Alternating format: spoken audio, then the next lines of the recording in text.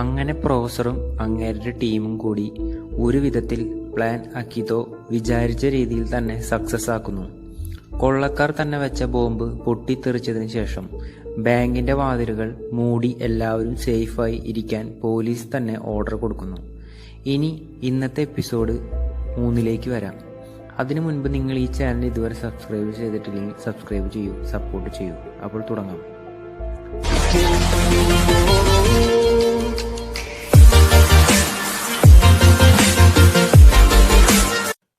ഇപ്പോൾ ബാങ്ക് അകത്തു നിന്നും ഭദ്രമായി സീൽ ചെയ്ത് കഴിഞ്ഞു. പക്ഷെ ഞാൻ കഴിഞ്ഞ എപ്പിസോഡിൽ പറഞ്ഞല്ലോ ഇതൊരു വലിയ ബാങ്കാണെന്ന്. അതുകൊണ്ട് ഇതിൽ ധാരാളം റൂമുകളും വാതിലുകളുമെല്ലാം നിറയെ ഉണ്ട്. ഈ കാരണത്താൽ കൊള്ളക്കാർക്ക് എല്ലാവരുടെയും മേത്ത് ഇത്രയും വലിയ സ്ഥലത്ത് ശ്രദ്ധ കേന്ദ്രീകരിക്കാൻ പറ്റില്ല. ഇതിനുള്ള പോംവഴിയും പ്രൊഫസർ നേരത്തെ തന്നെ കണ്ടെത്തിയിട്ടുണ്ട്.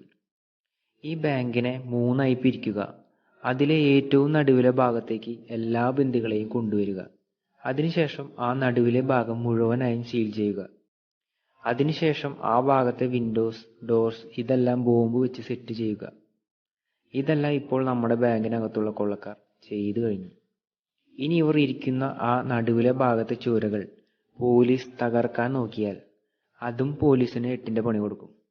കാരണം എന്നാൽ ഇവിടുത്തെ ചുവർ 180 സെന്റിമീറ്റർ തിക്നെസ്സിലുള്ള സ്റ്റീലും കോൺക്രീറ്റും ഉപയോഗിച്ച് നിർമ്മിച്ചതാണ്. ഇപ്പോൾ നമ്മുടെ കൊള്ളക്കാർ എല്ലാവരും വളരെയധികം സേഫായിട്ടാണ് ഇരിക്കുന്നത്. പക്ഷെ ബാങ്കിനകത്ത് തന്നെയുള്ള ഗവർണറെയും ആ 5 ഗാർഡിനെയും ഇനി ബന്ദികളാക്കേണ്ടതുണ്ട്. അതിനായി ആദ്യം ഗവർണറെ പൊക്കണം. ഈ ദൗത്യം ടോക്കിയോയ്ക്കും നൈറോബിക്കുമാണുള്ളത്. അവർ 2 പേരും ഇപ്പോൾ ഗവർണറുടെ റൂമിലേക്ക് പോകുന്നു. അവിടെ എത്തിയതിനു ശേഷം ടോക്കിയോ ഗവർണറോട് സംസാരിക്കുന്നു. ഗവർണർ സാർ, ബാങ്ക് കൊള്ളക്കാരാൽ അറ്റാക്ക് ചെയ്യപ്പെട്ടിരിക്കുന്നു. നിങ്ങൾ ഞങ്ങളുടെ കൂടെ വന്നേ പറ്റൂവെന്ന് പറയുന്നു. ഇത് കേട്ട ഗവർണർ ഞാനിപ്പോൾ വരാൻ ഉദ്ദേശിക്കുന്നില്ലെന്ന് പറയുന്നു. അങ്ങനെ നൈറോബിയും ടോക്കിയോയും ആകെ കുഴങ്ങുന്നു. അവർക്ക് വേറെ വഴിയില്ലാത്തതിനാൽ ഗവർണറെ തോക്ക് ചൂണ്ടി ബന്ദിയാക്കി ആ റൂമിൽ നിന്നും നൈറോബിയും ടോക്കിയോയും പുറത്തു കടക്കുന്നു. പക്ഷെ പോകുന്ന വഴിയിൽ ലിഫ്റ്റിൽ കയറി താഴേക്ക് പോകുന്ന സമയത്ത് ഗവർണർ 2 പേരെയും കബളിപ്പിച്ച് രക്ഷപ്പെടുന്നു. അങ്ങനെ നൈറോബിയും ടോക്കിയോയും അവരുടെ ആ ദൗത്യത്തിൽ പരാജയപ്പെടുന്നു. ഈ സമയത്ത് നമ്മുടെ കൊള്ളക്കാരുടെ ലീഡറായ പലർമോ അകത്തുള്ള ആളുകളുടെ അടുത്ത് ഒരു കാര്യം പറയുന്നു. നിങ്ങൾക്കിപ്പോൾ 2 ന്യൂസാണ് ഞാൻ പറയാൻ പോകുന്നത്. ഒന്നാമത്തേത് ബാഡ് ന്യൂസും രണ്ടാമത്തേത് ഗുഡ് ന്യൂസുമാണെന്ന് പറയുന്നു. ഒന്നാമത്തെ ബാഡ് ന്യൂസ് ഇതാണ്: കൊള്ളക്കാർ ഈ ബാങ്ക് അറ്റാക്ക് ചെയ്തിരിക്കുന്നു. രണ്ടാമത്തെ ഗുഡ് ന്യൂസ് എന്താണെന്ന് വെച്ചാൽ ബാങ്ക് അറ്റാക്ക് ചെയ്തിരിക്കുന്ന കൊള്ളക്കാർ ഞങ്ങൾ തന്നെയാണ്. അതിനുശേഷം എല്ലാവർക്കും കൊള്ളക്കാരുടെ ഡ്രസ്സും മാസ്കും കൊടുക്കുന്നു. ഗവർണറെ ബന്ദിയാക്കിയാലേ ഇനിയുള്ള കാര്യങ്ങൾ നടക്കൂ. അതിനായി ടോക്കിയോയും നൈറോബിയും പിന്നെയും ലിഫ്റ്റിൽ മുകളിലേക്ക് പോകുന്നു ഗവർണറെ പിടികൂടാനായി. പക്ഷെ ഇനി അത് എളുപ്പമാകില്ല. ഗവർണർ രക്ഷപ്പെട്ട കാര്യം മോണിക്ക പലർമയോട് പറയുന്നു. ഈ സമയത്ത് നമ്മുടെ ടോക്കിയോയും നൈറോബിയും 5 ഗാർഡ്സിനാൽ വളയപ്പെട്ടിരുന്നു. ഇപ്പോൾ അവരുടെ ജീവൻ അപകടത്തിലാണ്. ഈ സമയത്ത് പലർമോ അങ്ങോട്ട് വരുന്നു. എല്ലാവരും ചേർന്ന് ഒരു ഏറ്റുമുട്ടൽ ഉണ്ടാകുന്നു. ഇത് നമ്മുടെ പ്രൊഫസർ CCTV വഴി ആ റൂമിൽ ഇരുന്നു കൊണ്ട് കാണുന്നുണ്ട്. അദ്ദേഹം ആകെ ടെൻഷനായി. അതിനുശേഷം വാതിൽ തുറന്ന് പുറത്തേക്ക് പോകുന്നു. അപ്പോഴാണ് അതൊരു റൂമല്ല, വാനാണെന്ന് നമുക്ക് മനസ്സിലാവുന്നത്. ബാങ്കിനകത്ത് നടന്ന വെടിവെപ്പിൽ ആർക്കെങ്കിലും എന്തെങ്കിലും സംഭവിച്ചോ എന്ന് ഓർത്ത് പ്രൊഫസർ ആകെ വിഷമത്തിലാവുന്നു. ശരി, ഇപ്പോൾ ബാങ്കിനകത്തേക്ക് വരാം. എങ്ങനെയൊക്കെയോ ആ പോരാട്ടത്തിൽ ഗവർണറെ നമ്മുടെ കൊള്ളക്കാർ ബന്ദിയാക്കുന്നു. പക്ഷെ പലർമയ്ക്ക് ആ പോരാട്ടത്തിൽ അങ്ങേരുടെ കണ്ണുകളിൽ ഗ്ലാസ് തറച്ചു കയറുന്നു. അതുകൊണ്ട് അങ്ങേർക്ക് ഒന്നും തന്നെ വ്യക്തമായി കാണാൻ സാധിക്കുന്നില്ല. എങ്ങനെയെങ്കിലും ആ തറച്ച ചില്ല് എടുത്തേ പറ്റൂ. അതുകൊണ്ട് നൈറോബിക്കാണ് ഇപ്പോൾ എല്ലാ ചുമതലകളും.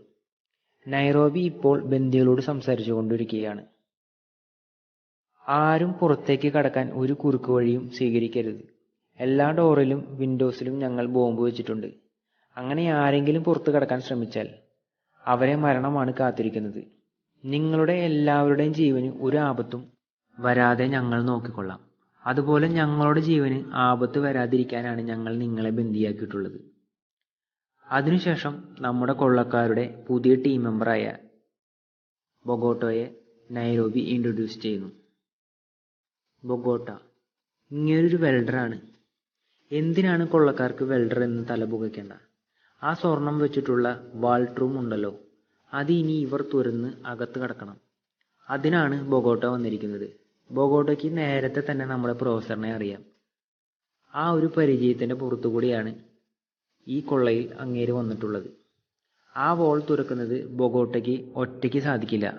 അതുകൊണ്ട് ബന്ദികളിൽ നിന്നും 5 പേരെ ബൊഗോട്ട ഒപ്പം കൂട്ടുന്നു ഒരു സഹായത്തിനായി.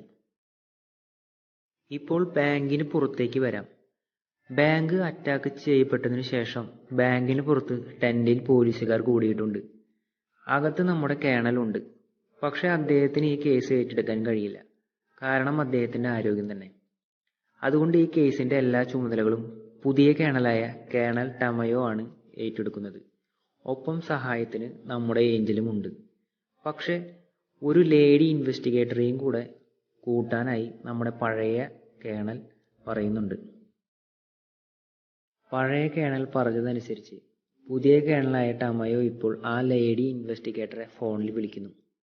അവളുടെ പേരാണ് അലീസിയ. അലീസിയ ഫോൺ എടുക്കുന്ന സമയത്ത് അവളുടെ അടുത്ത് നമ്മുടെ റിയോയും ഉണ്ട്. റിയോ എന്തെങ്കിലും പറഞ്ഞോ എന്ന് കേണൽ ടമയോ ചോദിക്കുന്നു. അവനൊന്നും ഇനി പറയാൻ സാധിക്കില്ലെന്നാണ് തോന്നുന്നതെന്ന് അലീസിയ മറുപടി പറയുന്നു. ഇത് കേട്ട കേണൽ: ഇവിടെ നമ്മുടെ മാഡ്രിഡിൽ ബാങ്ക് ഓഫ് സ്പെയിനിൽ കൊള്ളക്കാർ അറ്റാക്ക് ചെയ്തിരിക്കുന്നു. നീ വേഗം അവനെയും കൊണ്ട് മാഡ്രിഡിലേക്ക് വിമാനം കയറാൻ കേണൽ പറയുന്നു. ഇത് കേട്ട അലീസിയ: അങ്ങനെ ഞാൻ കരുതിയതുപോലെ തന്നെ നടന്നുവെന്ന് പറയുന്നു. ഇപ്പോൾ ആ ബാങ്കിനകത്തെ വാൾട്ട് റൂമിന്റെ ഉള്ളിൽ നൈറോബിയും ബൊഗോട്ടയും പിന്നെ ആ 5 ബന്ദികളുമുണ്ട്. കൊള്ളക്കാർക്ക് ഇനി ആ വാൾട്ട് റൂമിന്റെ ഡോർ ഹോൾ ചെയ്യണം. ആ ഡോർ ആണെങ്കിൽ 14 ടൺ ഭാരമുള്ള മെറ്റൽ കൊണ്ടാണ് നിർമ്മിച്ചിട്ടുള്ളത്. അതിന് ഒരു ചെറിയ ഹോൾ വീണാൽ അതിൻ്റെ അകത്ത് ഹൈ പ്രഷറിൽ വെള്ളം നിറയും.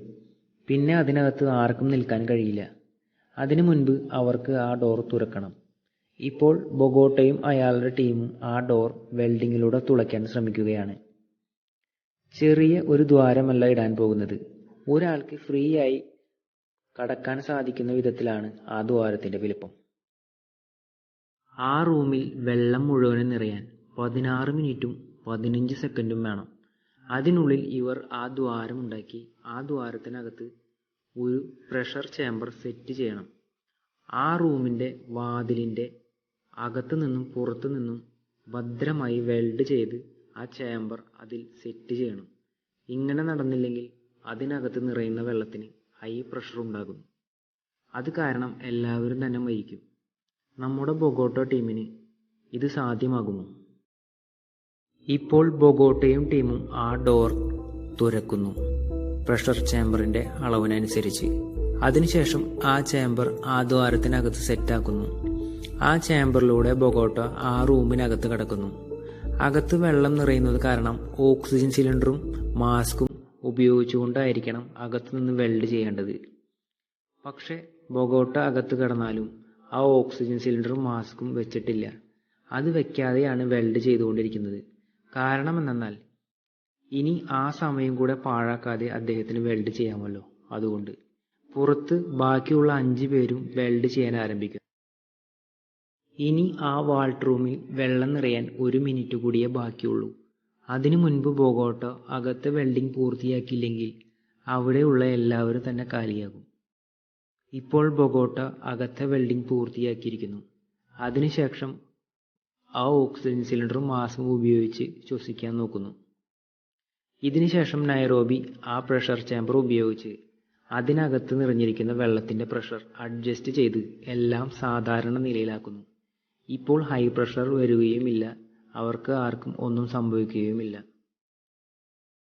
അതെ, ഇപ്പോൾ കൊള്ളക്കാർക്ക് ആ വാൾട്ട് റൂമിനകത്തേക്ക് ഈസിയായി കടന്ന് ആ വെള്ളത്തിൽ കൂടെ അതിനകത്തുള്ള സ്വർണ്ണക്കട്ടികൾ ചേംബർ വഴി പുറത്തെടുക്കാൻ കഴിയും.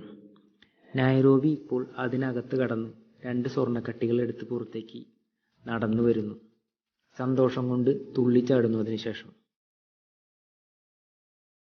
ഇപ്പോൾ നൈറോബി ആ വാൾട്ട് റൂമിൽ നിന്നും എടുത്തിട്ട് വന്നത് 2 സ്വർണ്ണക്കട്ടികളാണ്. പക്ഷെ അതിനകത്ത് മൊത്തം 90 ടൺ സ്വർണമാണ് ഉള്ളത്. എൻ്റെ മക്കളെ, ആലോചിക്കുമ്പോൾ തന്നെ എന്തോ രീതി. ശരി, ഇപ്പൊ കാര്യത്തിലേക്ക് വരാം. ഈ സ്വർണം മുഴുവൻ ഇനി നമ്മുടെ പ്രൊഫസറും ടീമും എങ്ങനെയാണ് പുറത്തു കടത്താൻ പോകുന്നത്? പലാർമയുടെ കണ്ണിന്റെ കാഴ്ച ശരിയാകുമോ? റിയോയെ പ്രൊഫസർ എങ്ങനെയാണ് ഈ പ്ലാൻ വെച്ച് രക്ഷപ്പെടുത്താൻ പോകുന്നത്? ആവേശകരമായ അടുത്ത എപ്പിസോഡിനായി കാത്തിരിക്കും ഫ്രണ്ട്സ്. അപ്പോൾ ബൈ.